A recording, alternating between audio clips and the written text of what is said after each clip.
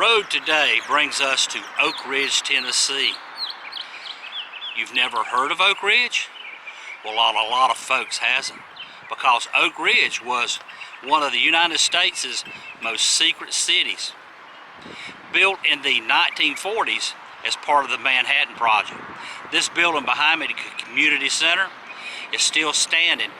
While a lot of the buildings are gone away, this one's here and a few other ones are, and we are going to explore those. But right after this station identification.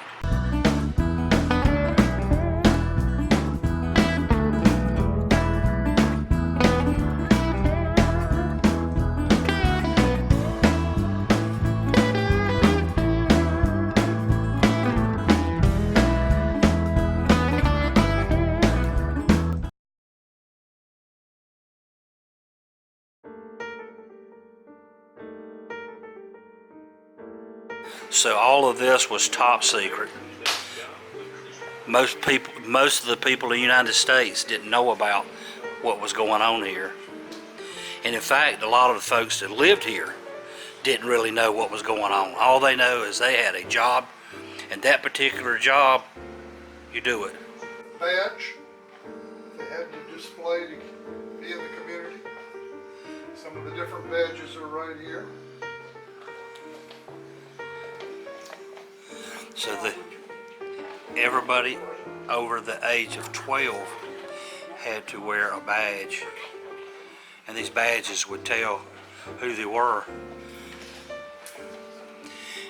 And just because I can guess, I could imagine if you've got a badge on, you better be where you're supposed to be, because if you're over here when you should have been over there, you're going to be in a lot of trouble.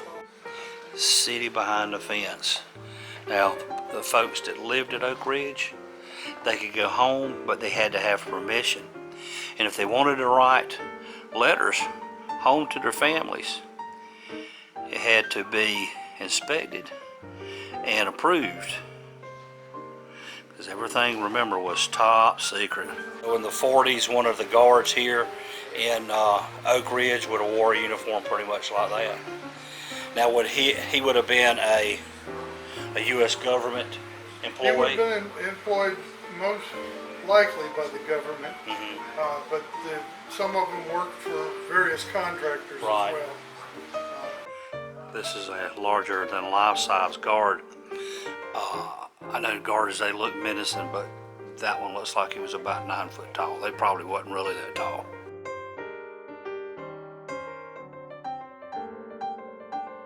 Living here in Oakridge, there were, how many thousands? There were 30 different types of houses called alphabet houses. Right.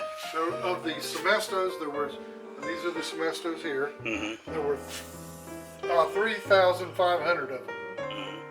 There were another 2,500 flat tops. And then who knows how many of this and that. But there was a population of 80,000? Population was peaked at 75,000. The employment peaked at 85,000. Wow. So this is what a dorm room would have looked like in the 40s? That's correct. Very simple. And typically in 1945, that bed would have served 2 people. The night worker would have slept there during the day worker would have come in and slept at night.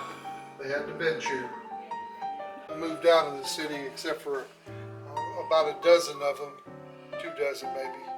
Right. But they don't have flat tops on them. They put peaked roofs and foundations. They actually look like FEMA trailers.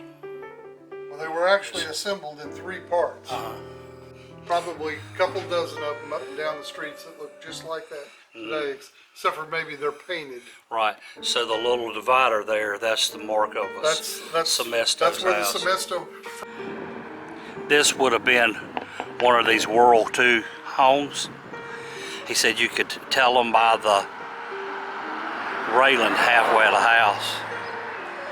It's a neat thing that I think how they managed to pull all of this off. You know, almost 80,000 people in a city, and it was secret. No one knew what your neighbor's job was. You wasn't allowed to talk about what your job was. You just go to work.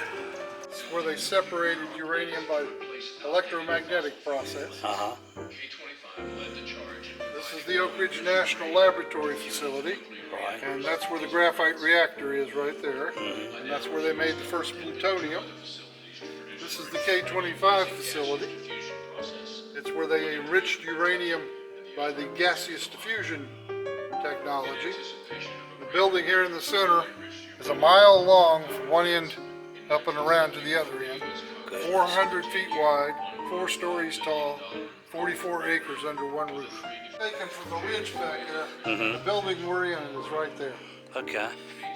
So right here, that's where we're standing right now. And this is what Oakridge... These are all the hutments and trailers that were here during the time. This is the Children's Museum at Highland View School, up there on the hill. So some of these houses still... This school behind me is part of the Manhattan Project. Secret school. Children of the men and women that worked here on the Manhattan Project went to school here. It's now a children's museum and a place for Girl Scouts to meet. But in the 1940s, a secret school. So, and this is what part of the recreation facility. This is what the community center looked like in what year? 45. In 1945. And this building that we're in right now, this is what it looks like now. Here's another view of it. This gatehouse controlled access to the K-25. And these gatehouses were built in 1948 and they became active on March the 19th, 1949 when the Secret City opened its gates to the public. Well, I'd like to thank you for joining me on our trip to Oakridge, Tennessee, the Secret City. And hey, for now, y'all have a good day.